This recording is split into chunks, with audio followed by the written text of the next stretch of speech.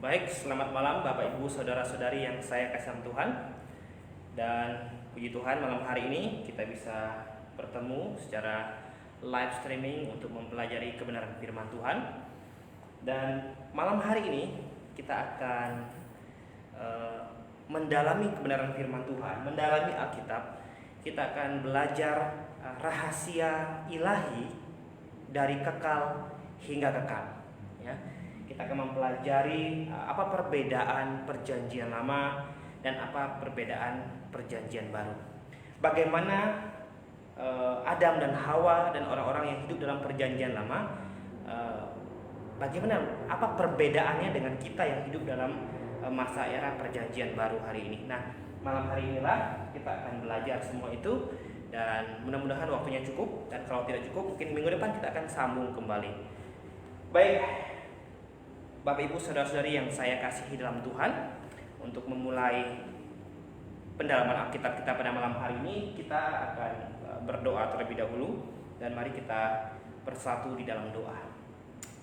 Puji syukur Tuhan, malam hari ini kami bisa belajar firman-Mu, punya waktu untuk merenungkan firman-Mu. Tuhan, tolong kami semua dan saudara-saudara kami yang menyaksikan live streaming malam hari ini, Tuhan kiranya yang menyertai, dan kiranya pembelajaran firman-Mu bisa berjalan dengan baik. Terima kasih Tuhan, dalam nama Tuhan Yesus Kristus kami berdoa dan mengucap syukur. Amin. Baik, Bapak Ibu Saudara-saudari yang saya kasih dalam Tuhan. Jadi di Alkitab ini berisi banyak sekali, ya, banyak sekali kebenaran-kebenaran firman Tuhan, ya, misteri-misteri ilahi yang mungkin banyak orang Kristen sendiri tidak begitu paham, ya.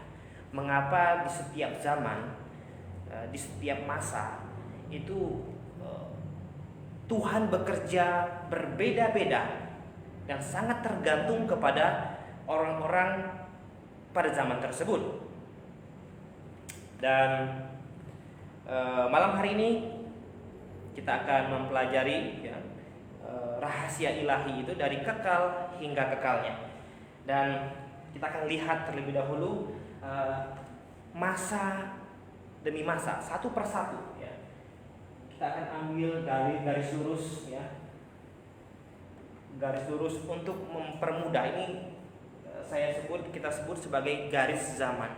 Kenapa? Kita akan mempelajari zaman demi zaman, era demi era, ya, di dalam Alkitab, ya, yang berbeda-beda sampai dengan masa kita pada saat ini.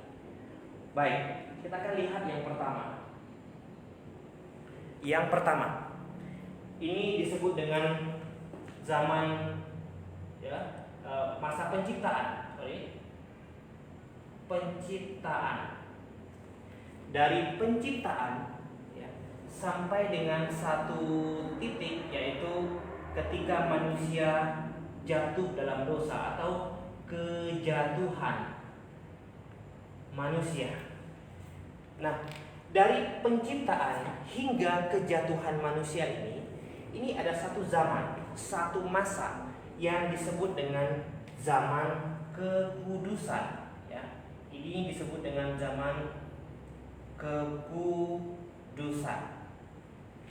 Mungkin Bapak Ibu Saudara-saudari bertanya, mengapa disebut sebagai zaman kekudusan? Ini dikarenakan pada saat ini manusia diciptakan kudus, ya. Manusia diciptakan kudus. Adam dan Hawa diciptakan dengan kudus. Apanya yang kudus? Ya, apanya yang kudus? Ya, apanya yang kudus dari manusia? Ya, manusia diciptakan kudus. Apanya yang kudus? Yang pertama, manusia diciptakan dengan posisinya yang kudus. Posisi kudus artinya tidak berdosa sama sekali, langsung diciptakan oleh Allah. Oleh sebab itu, Adam dan Hawa adalah manusia yang sangat spesial karena mereka diciptakan dengan posisi yang kudus. Yang kedua, hati mereka juga kudus. hati kudus. Dan yang ketiga, alam, nature, itu juga kudus. Jadi alam pada saat penciptaan Allah mula-mula itu begitu luar biasa, ya, begitu indah. Dan Allah, kita baca dalam Kejadian pasal 1, bagaimana Allah menciptakan hari pertama sampai dengan hari terakhir. Tuhan melihat, karena Allah melihat semuanya itu indah. Sampai kepada manusia, Tuhan melihat manusia itu aman, indah. Dan jadi luar biasa sekali pada saat itu.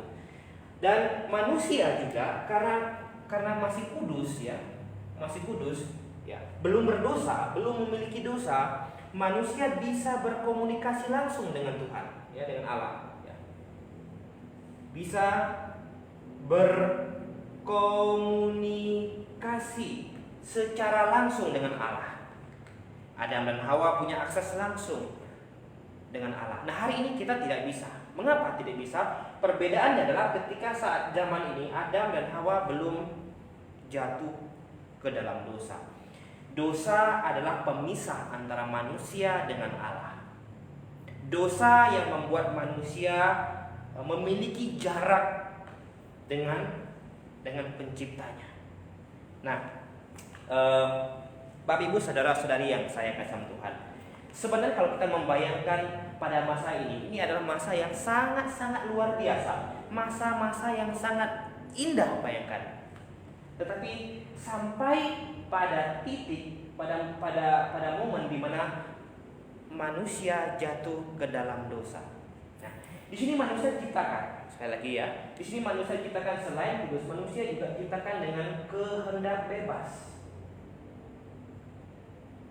Kehendak bebas, free will. Jadi manusia tidak diciptakan seperti robot. Manusia diciptakan dengan kehendak bebas, bebas memilih, bisa memilih, ya, bisa memilih untuk taat kepada Allah, mendengarkan Allah, juga tidak. Ya. Dan kita lihat bagaimana akhirnya manusia menggunakan kehendak bebas itu. Dan sampai kepada masa waktu di mana Tuhan ingin menguji, ya, di sini posisi kudus, hati kudus ada, tapi ada satu yang belum kudus di sini, yang belum teruji, yaitu karakter. Ya. Karakter manusia belum teruji. Mengapa belum teruji? Ya karena belum diuji, belum ada alat untuk mengujinya, belum ada momen di mana di mana Allah pakai untuk mengetes apakah karakter manusia ini kudus seperti posisinya, hatinya alam saat itu. Oleh sebab itu, untuk melihat apakah kecenderungan hati Adam dan Hawa ini lebih taat kepada Allah atau tidak, Allah berikan satu suatu tes terhadap karakter Adam dan Hawa. Kepada Adam diajarkan atau disampaikan bahwa Adam, semua pohon dalam taman ini buahnya boleh kamu makan, kecuali pohon yang ada di tengah-tengah taman itu jangan dimakan. Sebab kalau kamu makannya, kamu akan mati. Jadi ada pilihan. Kalau kamu tidak memakannya, kamu akan hidup. Tetapi kalau kamu memakannya, kamu akan mati. Ini pilihan. Sebenarnya ini adalah bentuk ujian terhadap karakter manusia yang pertama yang Tuhan ciptakan. Tuhan ingin lihat. Tuhan ingin disembah, dipuji, itu benar-benar atas pilihan hati manusia, bukan karena Tuhan yang setel, ya, bukan karena Tuhan yang tentukan, tidak. Jadi manusia bebas memilih, dan akhirnya Adam, ya, Hawa terutama, ya, Hawa lebih memilih mendengarkan perkataan iblis. Iblis memutarbalikkan firman Tuhan. Hati-hati, iblis memutarbalikkan firman Tuhan. Iblis bilang kepada Hawa, sekali-kali tidak. Kalau kamu makan ini, sekali-kali kamu tidak akan mati. Justru kamu akan sama seperti Allah, tahu yang baik dan tahu yang buruk. Nah, di sini karakter Hawa ya gagal. Hawa gagal menggunakan kehendak bebasnya. Ya, dia lebih cenderung menggunakan pilihannya untuk mendengarkan ucapan iblis ketimbang mendengarkan apa yang sudah dipesankan oleh Allah pada saat itu. Ini sangat disayangkan. Dan kita lihat Adam pun akhirnya ikut Hawa. Ya. Alkitab mencatat, ya, Timotius, bahwa yang tergoda itu bukan Adam, tetapi Hawa yang tergoda. Ya. Iblis sengaja datang kepada Hawa, kepada wanita. Ini mohon maaf, bukan mendiskreditkan wanita, bukan sama sekali mendiskreditkan wanita, tetapi wanita ini lebih mengutamakan perasaan biasanya. Ya, jadi perasaannya lebih peka daripada laki-laki. Iblis datang menggunakan atau masuk pada celah itu, masuk pada celah perasaan itu. Sekali-kali tidak, bahwa justru pada saat kamu makan buah itu kamu tidak akan mati, justru kamu akan sama seperti Allah. Ya. Dan akhirnya Hawa tergoda dan memakan buah tersebut, dan dia berikan kepada Adam. Ya. Adam memakan buah tersebut bukan karena Adam tergoda. Ya. Adam memakan buah tersebut, ya, banyak para teolog menafsirkan, ya, bahwa dia makan buah itu karena memang saking cintanya kepada istrinya, dan dia ikut makan itu. Dan apa yang terjadi? Nah, jadi penciptaan sampai dengan kejatuhan manusia, secara khusus Adam dan Hawa, ini disebut masa kekudusan. Kita bisa berandai-andai, seandainya misalnya Adam dan Hawa menggunakan kehendak bebasnya untuk tidak memakan buah itu, saya pikir dalam ceritanya akan berbeda hari ini. Tetapi mereka menggunakan kehendak bebasnya untuk memakan buah tersebut. Dan apa yang terjadi? Konsekuensinya apa? Kalau kamu makan buah ini, kata Tuhan bilang, maka kamu akan mati. Ya. Banyak orang bertanya, kenapa setelah mereka makan, mereka tidak langsung mati? Ya, sebenarnya mereka mati. Ya, mereka mati secara jasmani, itu disertai dengan mati secara rohani. Tetapi kalau Bapak Ibu saudara-saudari sekalian membaca dalam Kejadian pasal 3 ayat yang ke-15. Kejadian pasal 3 ayat yang ke-15. Oke, kita lihat Kejadian pasal 3 ayat 15. Ini kalau di dalam dunia teologi ini disebut sebagai proto-evangelion atau Injil pertama. Injil pertama yang Tuhan keluarkan pada saat manusia belum lama jatuh ke dalam dosa. Ya.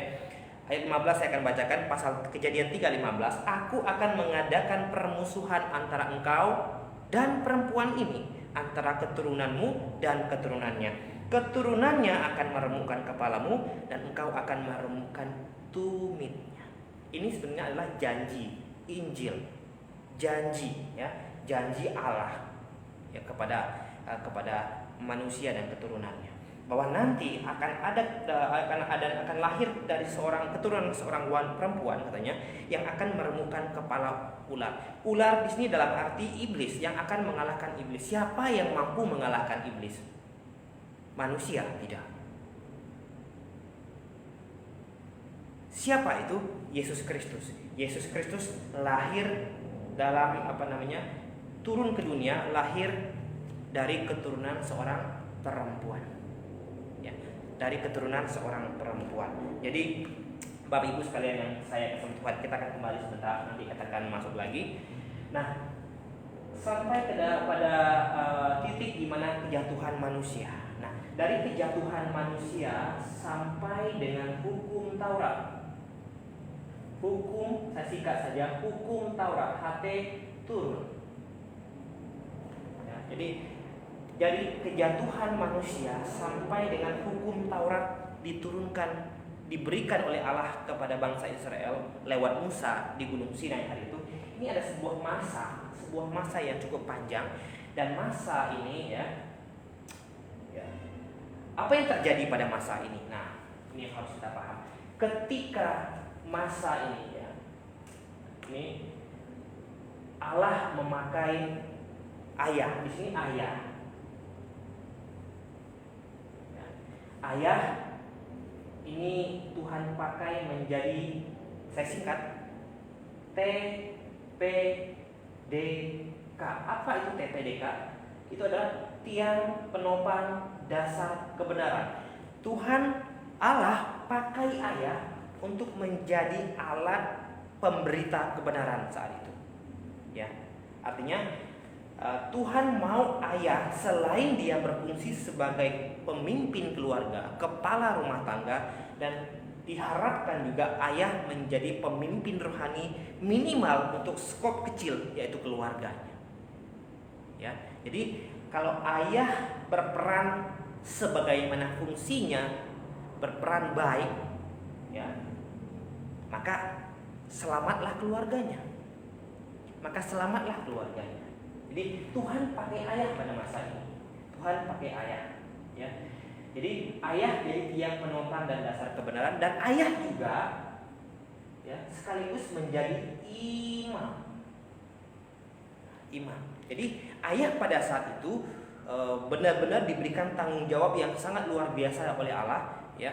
Selain untuk menjadi pemimpin rumah tangga secara sekuler, juga Allah minta ayah untuk menjadi pemimpin rohani, ya, pemimpin rohani. Dan ayah, ya, Tuhan minta untuk menjadi imam. Ayah pada saat itu kalau dia memberkati, maka anaknya akan diberkati. Kalau ayah mengutuk, maka anaknya juga akan terkutuk. Nah, Bapak Ibu sekalian, Anda boleh lihat pada zaman Abraham, pada zaman Musa, Isa, Yakub, di mana ayah memberkati, ya, ayah bisa mengutuk dan sebagainya. Tuhan pakai ayah. Harapan bahwa ayah benar-benar bisa menjaga kerohanian keluarganya, ya, di sini. Dan tetapi kita lihat, ya, kita lihat apa yang terjadi. Ayah gagal. Pada masa ini ayah gagal. Kenapa ayah gagal? Kita lihat pada zaman Nuh, ya. Dari sekian banyak ayah yang ada di dunia ini, hanya satu ayah yang berperan sebagaimana mestinya, ya. Ayah menjadi tiang penopang dan dasar kebenaran. Apa tugas ayah hari itu? Nah, ketika manusia jatuh dalam dosa, kita kembali sedikit. Ketika manusia jatuh dalam dosa, di sini, ya, maka Allah janji akan mengutus sang juru selamat yang tadi tercatat di dalam Kejadian pasal ya 3 ayat 15. Akan ada seorang keturunan dari perempuan, katanya. Nah, untuk mengingat janji kedatangan sang Mesias ini janji Mesias, ya. Ini janji Mesias. Nah, untuk mengingat akan janji Mesias ini, Tuhan minta mulai dari Adam dan Hawa saat itu untuk melakukan sesuatu yang namanya sembelih domba. Jadi buat meja dari batu, susun, ya. Ini yang disebut dengan altar atau mesbah, ya. Nah, di sini kemudian ambil domba, ya, yang tak bercacat, sembelih domba tersebut. Sambil menyembelih domba itu, sambil beriman, percaya bahwa nanti akan datang sang juru selamat yang akan menebus dosa mereka. Jadi kalau ayah mengajarkan ini dan semua orang melakukan ini, itu dihitung sebagai kebenaran, ya. Ini sebenarnya adalah ibadah simbolik.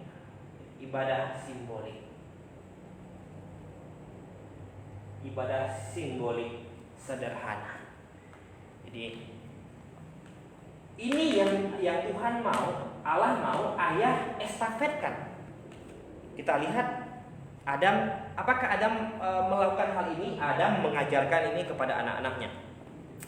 Terbukti Habel, ya, taat dengan ini. Habel mempersembahkan domba. Kita baca, ya, dalam Kejadian. Tetapi Kain tidak. Ya. Banyak orang berkata bahwa ya wajar dong Kain tidak. Dan wajar juga Habel mempersembahkan domba, karena Habel ya dia peternak, dia punya banyak domba. Sementara Kain itu petani, ya dia mempersembahkan apa yang dia punya. Sebenarnya ini bukan sebuah alasan kalau memang Kain itu benar-benar taat kepada Allah, ya. Kita lihat sebentar ya. Satu firman Tuhan yang terdapat di Yudas pasal 1 ayat 11, ya. Jadi Kain, ya, Tuhan sudah ajarkan kepada Adam untuk membuat yang namanya ibadah simbolik sederhana, ambil domba sembelih di atas mesbah sambil mengaku dosa, ya, sembelih domba tersebut sambil beriman, ya, beriman dan percaya nanti Sang Juru Selamat akan datang untuk menebus dosa mereka. Jadi Habel melakukannya, bukan kebetulan juga dia adalah seorang peternak, ya. Bukan kebetulan, karena memang Habel taat, tapi Kain tidak, ya. Sebenarnya Kain bisa sekali, ya, tinggal Kain barter saja sayur-sayurannya dengan binatang saat itu, dengan domba dan itu. Nah, sebenarnya Kain bisa. Masalahnya bukan bisa atau tidaknya Kain ini, tapi mau atau tidaknya. Kita lihat Yudas pasal 1 ayat 11. Saya akan bacakan untuk kita semua. Celakalah, ya, supaya tidak lupa, Yudas, ya. Yudas 1 ayat 11. Yudas 1 ayat 11. Celakalah mereka karena mereka mengikuti jalan yang ditempuh Kain, dan karena mereka oleh sebab upah menceburkan diri ke dalam kesesatan Bileam, dan mereka binasa karena kedurhakaan seperti Korah. Nah, perhatikan sini ada 3 orang yang disebut oleh firman Tuhan sini. Yang celakalah mereka kalau ikut gaya mereka itu. Salah satunya adalah Kain. Apa yang celaka dari Kain ini? Kain ini adalah jalannya. Jadi Tuhan sudah buat jalan. Kalau kamu mau selamat, kamu bikin ibadah simbolik, ambil domba, sembelih domba sambil mengaku dosa dan percaya nanti Juru Selamat akan datang untuk menebus dosa mereka. Nah, ini jalan yang Tuhan mau, cara yang Tuhan mau supaya mereka selamat. Tetapi Kain tidak. Kain mau selamat, tetapi menggunakan caranya sendiri. Yaitu apa? Ambil sayur-sayuran, persembahkan kepada Tuhan. Bapak Ibu sekalian yang saya kasih sama Tuhan, banyak orang Kristen hari ini tidak paham akan hal ini, ya. Tidak paham. Dulu ketika saya sekolah minggu, ya, guru sekolah minggu sudah bilang, mengapa persembahan Kain itu ditolak? Itu karena Kain katanya mempersembahkan sayur-sayuran yang rusak, sayur-sayuran yang busuk, timun yang tidak bagus, kacang panjang yang tidak bagus, dan sebagainya.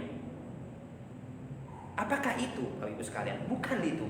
Kenapa? Karena domba itu adalah bagian dari ibadah simbolik. Domba itu menyimbolkan sesuatu, sementara sayur-sayuran itu tidak menyimbolkan apa-apa, ya. Yesus Kristus, ya, dalam Yohanes pasal 1 ayat 29 disebut anak domba Allah. Domba dalam perjanjian lama ini melambangkan Sang Juru Selamat, sementara sayur-sayuran itu tidak menggambarkan apa-apa. Jadi Kain mau menyenangkan hati Tuhan, tetapi menggunakan caranya sendiri. Hari ini banyak sekali orang Kristen seperti ini. Alkitab sudah kasih tahu caranya seperti ini. Kalau kamu mau selamat, kalau kamu mau mati masuk surga, harus lewat bertobat dan percaya. Apa itu bertobat? Bertobat itu mengaku diri orang berdosa dan menyesal. Ini namanya bertobat. Dan percaya bahwa Yesus Kristus telah mati di atas kayu salib untuk menebus seluruh dosa saya. Dosa yang mana saja? Dosa yang pernah saya lakukan, dosa yang sedang saya lakukan, dan dosa yang akan 1 menit, 1 jam, 1 hari, 1 bulan, 1 tahun kemudian yang akan saya lakukan. Semua sudah Tuhan selesaikan di atas kayu salib, ya. Jadi bukan hanya sekedar percaya Tuhan Yesus mati bagi dosa saya, tapi dosa yang mana saja, seluruh item, dosa seluruh sudah Tuhan bereskan di atas kayu salib. Lalu ada orang yang bilang begini, enak sekali dong orang Kristen. Mengapa enak? Karena dosa yang belum dia buat sudah ditanggung. Enak dong, bikin dosa lagi karena ditanggung lagi, bikin dosa lagi lalu ditanggung lagi. Konsepnya tidak seperti itu. Baik, bertobat itu apa? Bertobat itu mengaku diri salah dan menyesal. Kalau mengaku diri salah tetapi tidak ada penyesalan, itu bukan bertobat namanya.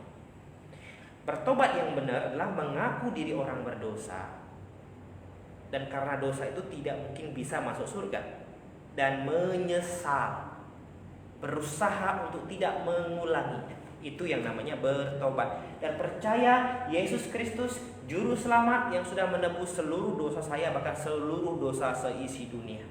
Dosa yang pernah saya buat, dosa yang sedang saya buat hari ini, atau dosa yang akan saya buat, semua sudah Tuhan tanggung di atas kayu salib.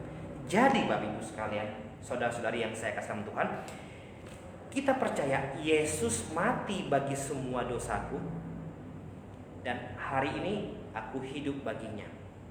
Kita buka satu firman Tuhan dari Galatia, ya.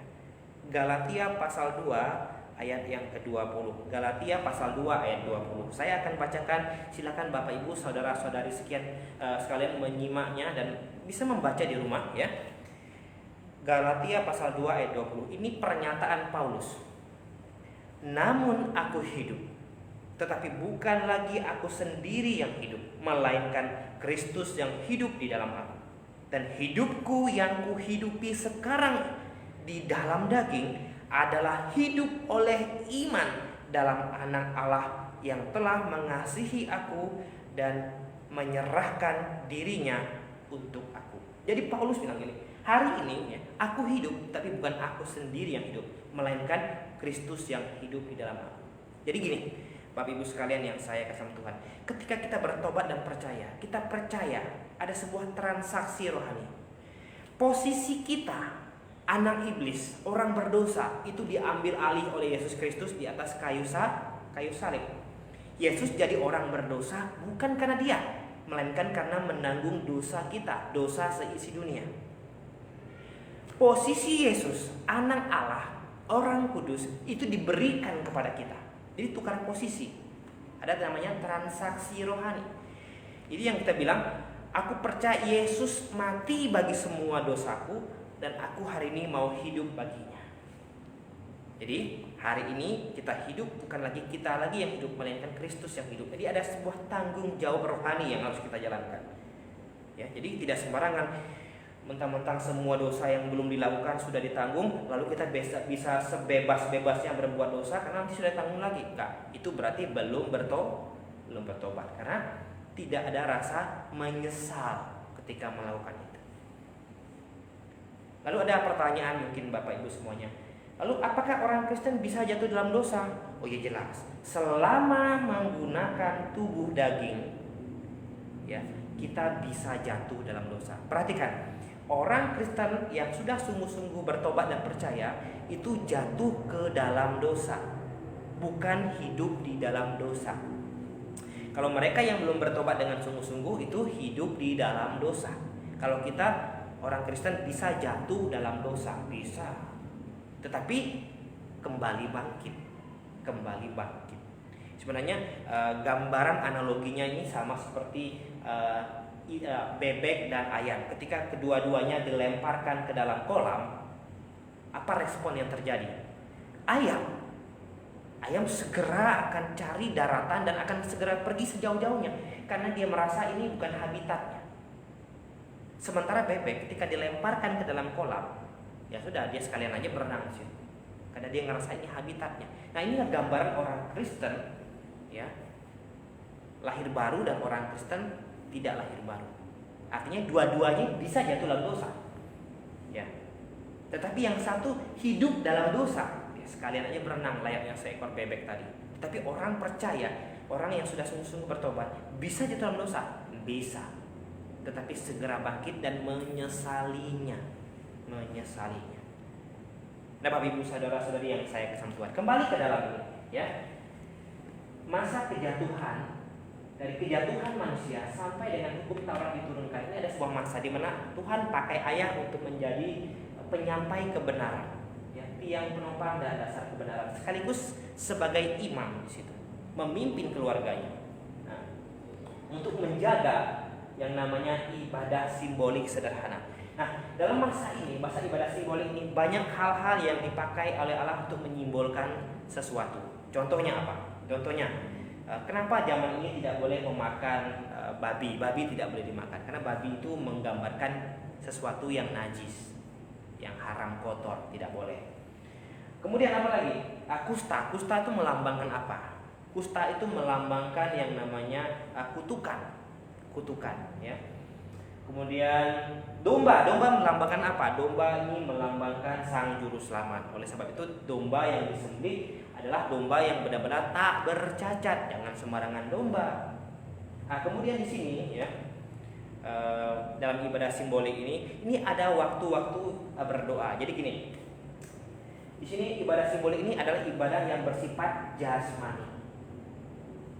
Jadi yang sangat dituntut dalam ibadah simbolik ini adalah kesucian secara jasmani. Oleh sebab itu, orang-orang dalam perjanjian lama, kalau Bapak Ibu baca, sebelum mereka masuk ke dalam bait Allah, sebelum mereka berkomunikasi dengan Tuhan, dengan Allah di bait Allah, mereka terlebih dahulu harus yang namanya mencuci, membasuh dirinya dari kepala sampai ujung kaki.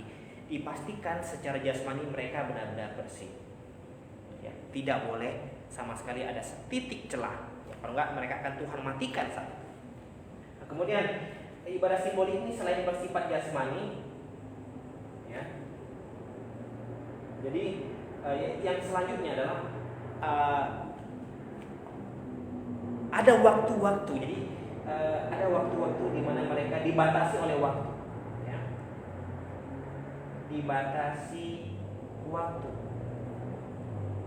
Kalau kita baca kitab Daniel, ketika Daniel sebelum dibuang ke gua singa, ya, dan ketika dia mendengar ada peraturan dari kaisar untuk menyembah patung kaisar, Daniel pergi ke rumahnya, naik ke atas loteng rumahnya yang ada sebuah pintu. Di kamar kecil itu ada sebuah pintu yang menghadap ke arah Yerusalem.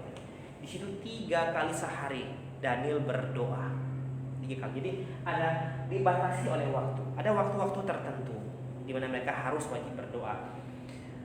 Khususnya orang-orang Israel yang berada di orang-orang Yahudi yang berada di luar Yerusalem, minimal 1 tahun 3 kali mereka harus kembali ke Israel untuk ikut dalam 3 hari raya besar, ya, wajib. Dibatasi oleh waktu. Kemudian apa? Dibatasi oleh cara. Cara juga diatur. Jadi tidak sembarangan, cara juga diatur di sini. Ya, cara diatur. Jadi kalau kita lihat Daniel bersujud, ya, sujud menghadap ke Yerusalem, ya, menghadap ke kiblatnya. Jadi ibadah simbolik sederhana ini adalah ibadah yang menuntut kesucian jasmani. Jadi jangan main-main pergi ke bait Allah kalau kamu tidak menyucikan atau membersihkan tubuhmu secara terlebih dahulu. Kemudian ibadah ini juga dibatasi oleh waktu, tidak sembarangan, dan juga tergantung cara. Jadi sujud, jongkok, duduk, sujud. Nah, ini yang terjadi di dalam sistem ibadah perjanjian lama, ibadah simbolik, ya, ibadah simbolik, ibadahnya yang sangat ritualistik saat itu. Oke, nah, ayah berfungsi untuk mengestafetkan ibadah simbolik ini beserta dengan ornamen-ornamennya, beserta dengan ritual-ritualnya ini. Jangan sampai ada yang terlewatkan. Inilah fungsi ayah saat itu. Jadi luar biasa sekali. Tetapi kita lihat zaman Nuh banyak ayah yang gagal, sehingga ayah Tuhan matikan dan sisakan 1 ayah. Kenapa Nuh istimewa di mata Tuhan? Apakah Nuh tidak pernah berdosa? Bukan itu, melainkan Nuh ingat akan ibadah simbolik ini. Bapak Ibu baca nanti dalam Kejadian. Ketika air bah surut dan mereka sudah terkandas dan mereka sudah bisa keluar. Ketika keluar pertama kali dari bahtera, apa yang Nuh lakukan? Nuh segera membuat mezbah. Nuh kemudian mengambil binatang-binatang yang tidak haram, kemudian menyembelihnya dan berdoa kepada Tuhan. Nuh tidak pernah lupa. Nuh ingat tugasnya. Oleh sebab itu Tuhan sayang sama Nuh dan Tuhan pakai Nuh untuk menjadi berkat bagi keturunan-keturunan yang selanjutnya. Nah, Bapak Ibu sekalian yang saya kasih Tuhan, kembali ke dalam Kain tadi. Jalan yang ditempuh oleh Kain itu salah. Kenapa? Kain ingin menggunakan caranya untuk menyenangkan Tuhan, sementara Tuhan sudah punya cara tersendiri supaya kita lakukan. Nah, hari ini ya jangan sampai ada di antara kita yang ikut caranya Kain. Jadi saya tidak mau ikut cara Tuhan, saya maunya pakai cara sendiri. Saya maunya menyenangkan Tuhan, tapi Tuhan harus suka dengan cara saya. Oh, nggak bisa begitu. Nggak bisa begitu, Bapak Ibu sekalian. Bapak Ibu sekalian kalau mau datang ke rumah saya, itu harus ikut aturan dalam rumah saya. Datang lewat pintu, keluar juga lewat pintu. Nggak ada yang tiba-tiba bisa main ke rumah, misalnya datang tiba-tiba jebol atap, atau tiba-tiba dari jendela, atau tiba-tiba dari pintu dapur. Wah, ini nggak benar ya. Ibaratnya seperti itu. Tuhan sudah punya caranya, tapi Kain mau menggunakan caranya sendiri. Tuhan sudah bilang bahwa masuk surga itu hanya lewat bertobat dan percaya sungguh-sungguh kepada Tuhan Yesus. Tapi banyak hari ini ya yang mau, aduh terlalu gampang masuk surga. Akhirnya harus ditambah dengan rajin ibadah, rajin melayani.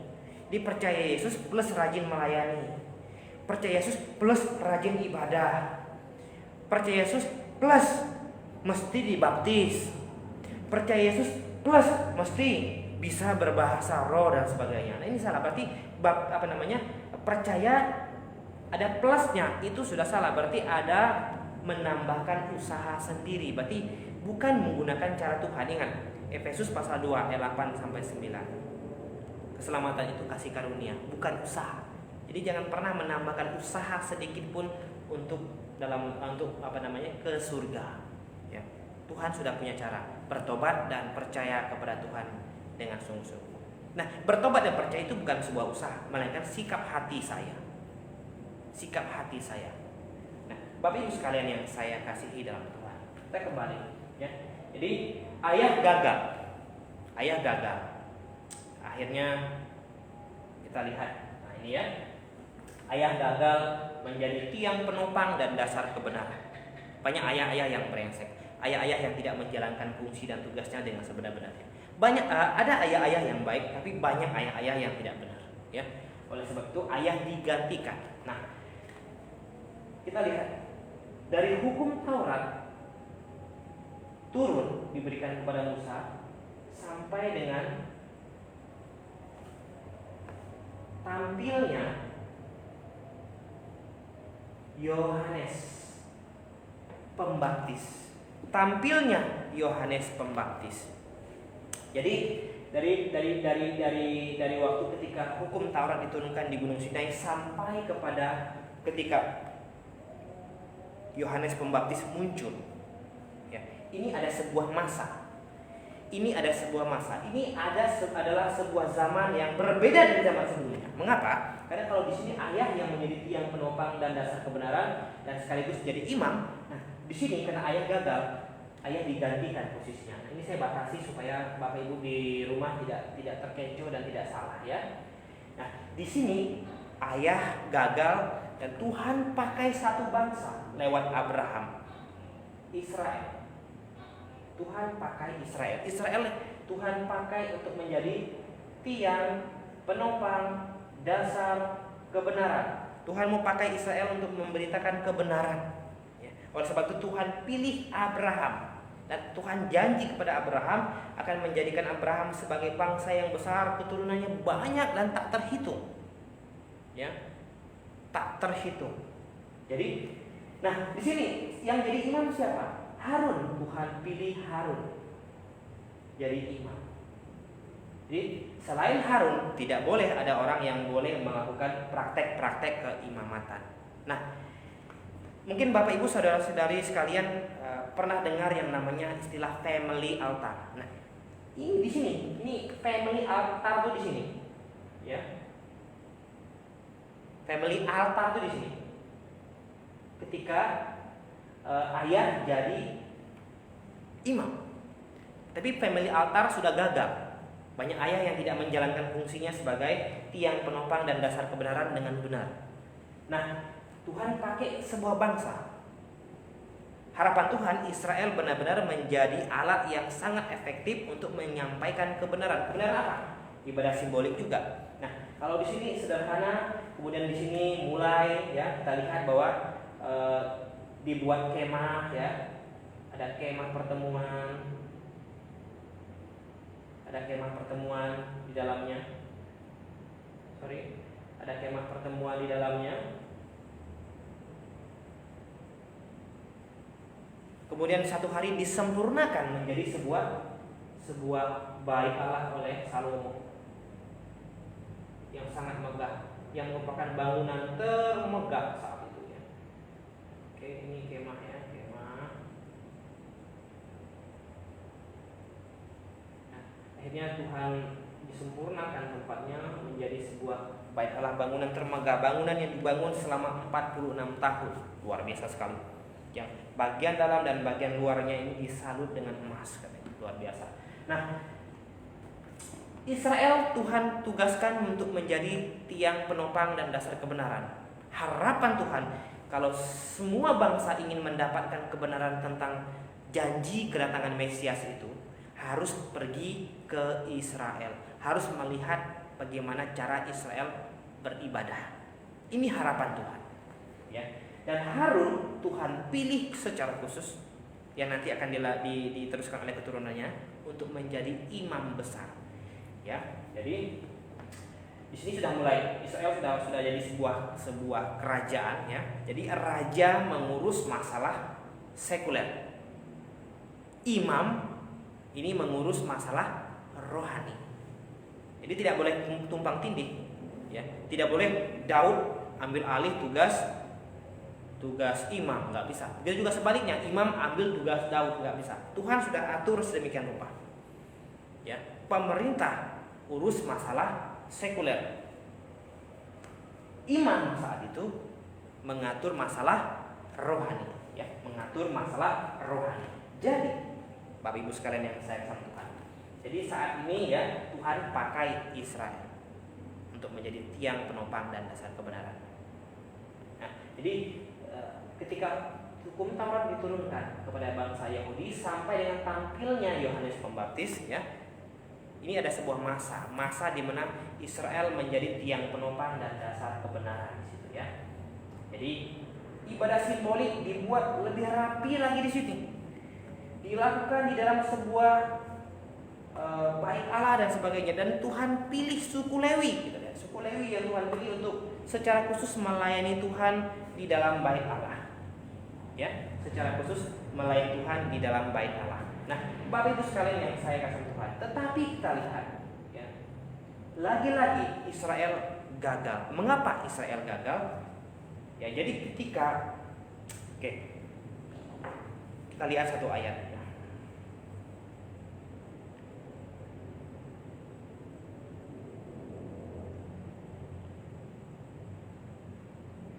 Kita lihat satu ayat di dalam Maleakhi pasal 4 ayat 5. Maleakhi pasal 4 ayat 5. Ya. Maleakhi pasal 4 ayat 5. Silakan Bapak Ibu sekalian, saudara-saudari membuka Alkitabnya. Sesungguhnya aku akan mengutus Nabi Elia kepadamu menjelang datangnya hari Tuhan yang besar dan dahsyat itu. Oke. Kemudian dari sini kita mau lihat bandingkan dengan Injil Matius ya, Injil Matius pasal 11 ayat yang ke-13.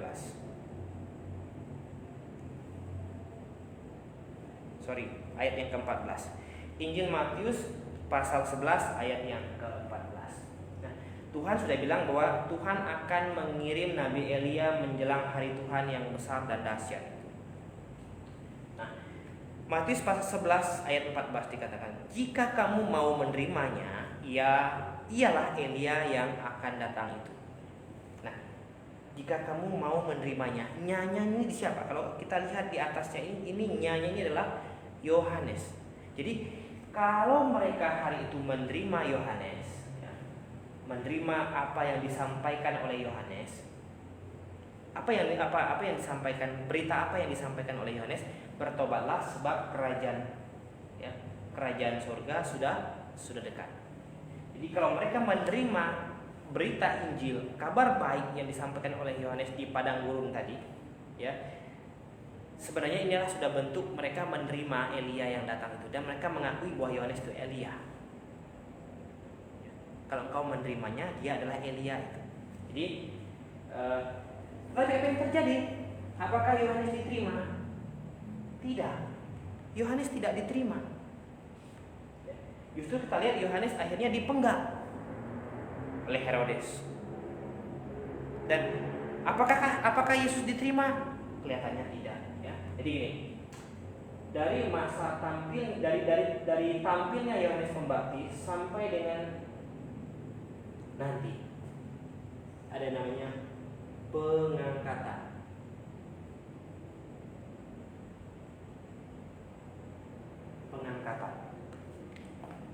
Ya, ini ada sebuah masa. Dan di sini Tuhan tidak pakai Israel lagi. Kenapa? Israel gagal di sini, ya. Tuhan tidak pakai Israel lagi. Israel gagal. Gagalnya Israel adalah dengan menyalibkan sang Elia yang datang itu dan menolak kabar berita yang dibawa oleh Elia itu, sekaligus menolak sang juru selamat yang datang kepada mereka. Ya, Yesus datang kepada bangsa Israel dengan harapan mereka menerima, karena dia adalah Mesias yang dijanjikan jauh-jauh kepada Adam, bahwa akan datang, akan lahir seorang dari keturunan perempuan yang akan meremukkan, katanya, kepala si iblis. Siapa yang mampu mengalahkan iblis? Yesus Kristus, Dia Allah. Kalau manusia biasa mustahil. Jadi gini, sebelum kita lanjut, apa perbedaan orang-orang yang hidup dalam perjanjian lama dengan orang-orang yang hidup dalam perjanjian baru? Jadi gini, Abraham, Ishak, Yakub, dan orang-orang yang hidup dalam perjanjian lama, kalau mereka mau selamat, jadi mereka harus mengambil domba, menyembelihnya. Bukan dombanya yang menyelamatkan, melainkan iman mereka. Iman mereka yang percaya bahwa nanti di suatu hari, di masa depan, di waktu yang ke depan akan datang sang Mesias, sang juru selamat yang akan menghancurkan, mengalahkan iblis dan menebus dosa-dosa mereka. Kalau mereka melakukan itu, mereka selamat. Ya. Nah, bedanya dengan kita hari ini, jadi mereka percaya kepada juru selamat yang akan datang. Juru selamatnya belum datang, tapi akan datang. Jadi mereka beriman kepada juru selamat yang akan datang. Nah, bedanya dengan kita hari ini mau selamat, bisa selamat kalau kita percaya bahwa kepada Yesus Kristus yang sudah datang, Jadi bedanya di situ, Bapak Ibu sekalian, ya. Perbedaan kita dengan orang-orang yang hidup dalam perjanjian lama. Jadi mereka bisa mati kalau meninggal masuk surga kalau mereka percaya kepada sang juru selamat yang akan datang, akan datang untuk menebus dosa mereka. Kalau kita percaya kepada sang juru selamat yang sudah datang, Nah, Bapak Ibu sekalian yang saya kasih Tuhan. Jadi sebentar lagi waktu kita akan selesai. Kelihatannya tidak akan mau selesai malam hari ini, tapi nggak apa-apa. Kita minggu depan akan lanjutkan kembali. Kita akan lanjutkan sedikit. Jadi begini, Israel gagal ketika sang juru selamat datang, bahkan didahului oleh sang Elia untuk memberitakan, menjadi pembuka jalan bagi Mesias. Apa yang diberitakan oleh Yohanes, ya? Kita lihat Yohanes pasal 1 ayat yang ke-29. Ya. Yohanes pasal 1 ayat 29. Pada keesokan harinya, Yohanes melihat Yesus datang kepadanya dan ia berkata, "Lihatlah anak domba Allah yang menghapus dosa dunia." Yohanes menunjuk kepada Yesus, "Lihatlah anak domba Allah." Inilah, kata Yohanes mau bilang begini, inilah dia yang kita nanti-nantikan, yang dinanti-nantikan oleh para leluhur kita, ya, yang oleh mereka disimbolkan dengan domba itu tadi. domba yang disembelih di atas mezbah itu. Jadi inilah dialah domba Allah itu sendiri. Ya. Jadi pada masa ini, ya, ketika tampilnya Yohanes, ya, kita lihat di dalam Matius pasal 11, ya. Kita lihat Matius, kembali ke dalam Matius pasal 11 ayat yang ke-13. Jadi ibadah simbolik sederhana, ibadah simbolik ritualistik tadi yang jasmania tadi, ya. Ini selesai. Selesai kapan? Selesai pada saat tampilnya Yohanes. Jadi kita lihat ayat 13, Matius 11 ayat 13. Sebab semua nabi dan kitab Taurat bernubuat hingga tampilnya Yohanes. Ya. Jadi ketika Yohanes datang dan dia menunjuk kepada Tuhan Yesus, lihatlah anak domba Allah yang menghapus dosa dunia. Pada saat itu sebenarnya sang domba itu sudah datang. Sang domba sudah datang. Artinya kita tidak lagi melakukan sembelih domba, karena ini kan simboliknya. Sama gambarannya seperti ini. Ada orang yang ingin kasih saya mobil misalnya, ya. Nah, orang tersebut bilang sama saya, "Pak, saya mau kasih Bapak mobil warna putih merek ini." Nah, sebelum mobil itu datang, "Pak, saya kasih Bapak brosurnya supaya Bapak tahu nanti 1 tahun kemudian mobil yang Bapak akan terima warnanya persis seperti ini, mereknya sama, spesifikasinya juga sama." Oke, saya bilang saya terima. Ketika tahun depan sesuai dengan janji yang sudah ditetapkan, datanglah mobil tersebut. Artinya brosur yang tangan saya tadi sudah tidak ada gunanya lagi, karena sudah datang mobilnya. Tetapi Israel tuh begini, dia tidak mau terima mobilnya, dia tetap mau pegang brosurnya. Enggak, saya nggak mau mobilnya, saya tetap mau pegang brosurnya. Loh, kok begitu Pak? Ini mobilnya Pak, brosur ini kertas. Enggak, saya tetap mau brosurnya, lebih suka brosurnya.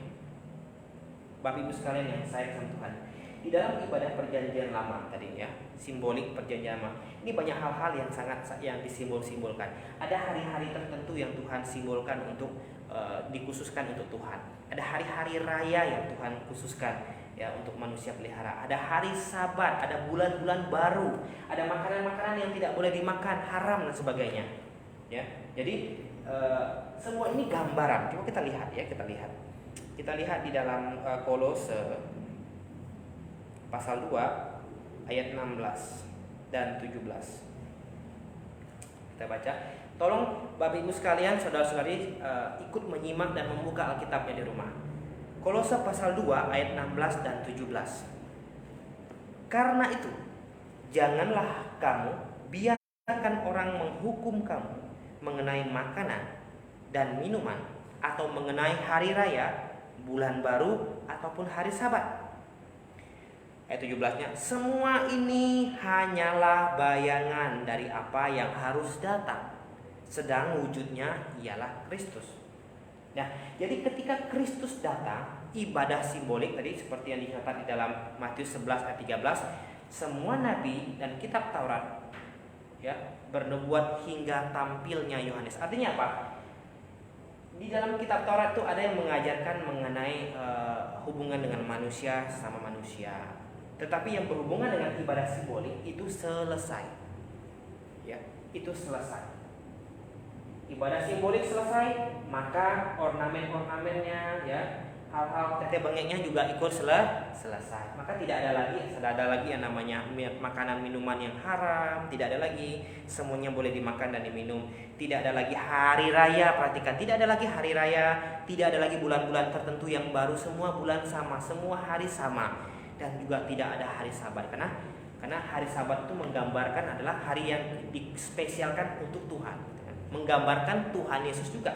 Nah, sekarang wujudnya sudah datang, bayangannya tidak diperlukan lagi. Ya, Bapak Ibu sekalian, saudara-saudari, kalau mau ngomong sama saya, enakan ngomong sama saya langsung atau ngomong sama bayangan saya? Orang normal kan ngomong sama saya, ngomong sama wujudnya, masa ngomong sama bayangannya? Ini kan sesuatu yang nggak masuk akal. Sama seperti tadi, ketika saat mobilnya datang, lalu saya tidak mau terima mobilnya, tetap memegang brosurnya, sang pemberi mobil akan bingung sebingung-bingungnya. Ini Bapak Pak Mito ini stres, sehat atau enggak nih? Mobilnya ini bisa ditumpangi, ditunggangi. Ini dia malah lebih suka dengan brosurnya. Ini sesuatu yang ngaco. Ya. Nah, Bapak Ibu saudara-saudari yang saya kasihi, ketika Yesus datang, ketika Yohanes tampil, para nabi dan hukum Taurat nubuatnya selesai. Yang nubuat yang berhubungan apa? Yang berhubungan dengan ibadah simbolik sederhana berserta dengan ritual-ritualnya. Kalau ibadah simbolik selesai, maka tidak diperlukan lagi yang namanya imam, dan tidak boleh lagi ada yang namanya praktek keimamatan di akhir kebaktian. Artinya tidak ada boleh lagi hamba Tuhan, pendeta, apapun namanya, angkat tangan memberkati jemaatnya. Tidak boleh. Mengapa? Karena ibadah simbolik sudah selesai. Ya. Imam juga selesai. Dan juga tidak ada yang namanya makanan-makanan yang haram. Semuanya halal. Semuanya halal. Dan tidak ada lagi yang namanya hari-hari raya tertentu. Tidak lagi bulan-bulan tertentu yang perlu dipelihara. Semuanya sama. Dan tidak perlu lagi hari Sabat. Ya. Bapak Ibu sekalian yang saya kasihi dalam Tuhan, saya harap Anda sampai di sini bisa memahami ini dengan baik. Ya. Ini dengan baik. Jadi tidak ada lagi yang namanya praktek-praktek keimamatan, karena semuanya sudah selesai seiring sang domba Allah, sang Yesus Kristus sudah datang. Saya bukakan kita satu ayat firman Tuhan di dalam Injil Yohanes. Ya. Injil Yohanes pasal 4 ayat 21. Ini percakapan antara Yesus Kristus dengan perempuan Samaria. Injil Yohanes pasal 4 ayat 21 sampai dengan ayat 24. Saya bacakan. Kata Yesus kepadanya, "Percayalah kepadaku, hai perempuan, saatnya akan tiba bahwa kamu akan menyembah Bapa bukan di gunung ini, bukan juga di Yerusalem." Jadi begini, orang Samaria menyembah Allah saat itu. Mereka bikin ibadahnya ada di sebuah gunung yang namanya Gunung Gerizim, ya, Gunung Gerizim. Sementara orang Israel menyembah Allah itu di Bait Allah di Yerusalem. Ayat 22, "Maka kamu menyembah apa yang tidak kamu kenal." Betul. Ibadah simbolik ini layaknya seperti bayangan, menyembah simboliknya, ya. Kamu menyembah apa yang tidak kamu kenal. Kami menyembah apa yang kami kenal, sebab keselamatan datang dari bangsa Yahudi. Betul. Tetapi saatnya akan datang dan sudah tiba sekarang bahwa penyembah-penyembah benar, perhatikan, penyembah-penyembah benar akan menyembah Bapa dalam roh dan kebenaran, sebab Bapa menghendaki penyembah-penyembah demikian. Allah itu roh, dan barang siapa menyembah Dia harus menyembahnya dalam roh dan kebenaran. Apa maksudnya menyembah Allah dengan roh dan kebenaran? Nah gini, sistem ibadah berubah. Kalau dalam perjanjian lama, sistem ibadah simbolik, ritualistik. Ya, ritualistiknya banyak. Ya, jadi imam ini menggambarkan, imam ini perantara antara manusia dengan Allah. Nah, hari ini kita masuk penyembah-penyembah yang benar, kata firman Tuhan, akan menyembah Bapa dalam roh dan kebenaran. Tidak lagi ke Yerusalem. Jadi tidak ada lagi hari ini orang Kristen boleh bilang ini tanah suci, tanah ini. Tidak ada tanah yang semua tanah itu sama. Ya. Jadi tidak perlu lagi berdoa menghadap Yerusalem. Kenapa? Karena itu dulu bagian dari ibadah simbolik spiritualistik. Ibadah yang sangat bergantung pada posisi, cara, ya, harus berdoa, sujud, menyembah ke arah Yerusalem. Karena di Yerusalem nanti Tuhan Yesus akan datang. Jadi itu bentuk simbolik Yesus akan datang ke Yerusalem, khususnya di kota Bethlehem. Itu untuk mengingatkan mereka nanti sang juru selamat akan datang dari Yerusalem, bukan dari kota lain. Nah, hari ini katanya penyembah-penyembah yang benar itu menyembah Bapa dalam roh dan kebenaran. Menyembah, kalau ibadah simbolik, menyembahnya secara jasmani. Ya, penyembahan secara jasmani, ritualistik. Nah, kita hari ini menyembah secara rohani, dengan hati, ya. Dan kebenaran harus disertai dengan kebenaran, jadi tidak sembarangan. Jadi bukan sembarangan. bukan datang ke gereja asal-asalan, benar-benar harus disertai dengan kebenaran. Di gereja juga harus mengajarkan kebenaran, tidak boleh sembarangan ajar. Ya, tidak boleh sembarangan ajar. Nah, hari ini tidak ada lagi kudus dan ruang maha kudus, semuanya kudus. Ingat ketika Yesus disalibkan, terpisah pemisah antara ruang kudus dan maha kudus ini dibuka oleh Allah. Untuk apa? Menjelaskan kepada kita semua hari ini kudus. Ya. Kamu adalah imamat yang raja. Kita hari ini imam atas diri kita sendiri dan raja atas diri kita sendiri. Jadi tidak boleh ada orang yang mempraktekkan berkat memberkati di akhir kebaktian. Ya. Dan kita tidak pernah namanya boleh melaksanakan yang namanya pemberkatan nikah. Ya. Jadi tidak boleh. Yang benarnya istilah itu adalah peneguhan nikah. Dua pribadi, pria dan wanita sepasang diteguhkan dalam ikatan perkawinan, pernikahan. Ya, jadi bukan lagi memberkati, pemberkatan dan sebagainya. Oke, ubah istilah-istilah yang salah. Sama seperti hari ini, hari Minggu itu bukan ibadah. Ya, hari Minggu itu bukan ibadah, karena ibadah hari ini ibadah sepanjang waktu. Coba kita lihat ya. Roma pasal 10 ayat 1 dan 2. Roma pasal 11, Roma pasal 12, Roma pasal 12 ayat 1 dan 2. Karena itu, saudara-saudara ya, Roma pasal 12 ayat 1 dan 2, demi kemurahan Allah aku menasihatkan kamu supaya kamu mempersembahkan tubuhmu sebagai persembahan yang hidup, yang kudus dan yang berkenan kepada Allah. Itu adalah ibadahmu yang sejati. Ya, jadi ibadah yang sejati adalah mempersembahkan tubuh kita. Kapan kita mempersembahkan tubuh? Hari Minggu saja? Lalu hari Senin sampai Sabtu ngapain? Nah, ini konsep yang salah. Jadi hari Minggu itu bukan ibadah. Ibadah kita ini sepanjang waktu. Karena kita mempersembahkan hidup kita sepanjang waktu kepada Tuhan. Ya. Jadi hari Minggu itu namanya apa? Itu namanya kumpul jemaat, pertemuan jemaat atau acara kebaktian. Jangan bilang itu ibadah.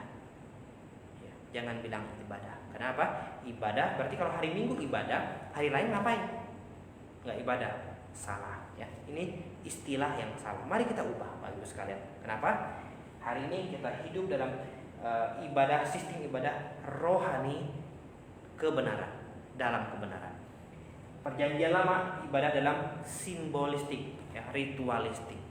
Ini perbedaannya. Oke, Bapak Ibu sekalian yang saya kasih Tuhan, saya pikir untuk malam hari ini cukup dulu. Silakan nanti kalau Anda ada pertanyaan, Anda boleh hubungi nomor WA saya, Anda boleh tanya. Saya akan sebisa mungkin untuk menjawab pertanyaan Bapak Ibu sekalian semuanya. Baik. Kiranya Tuhan Yesus yang menyertai kita semua. Sampai ketemu minggu depan. Maranatha.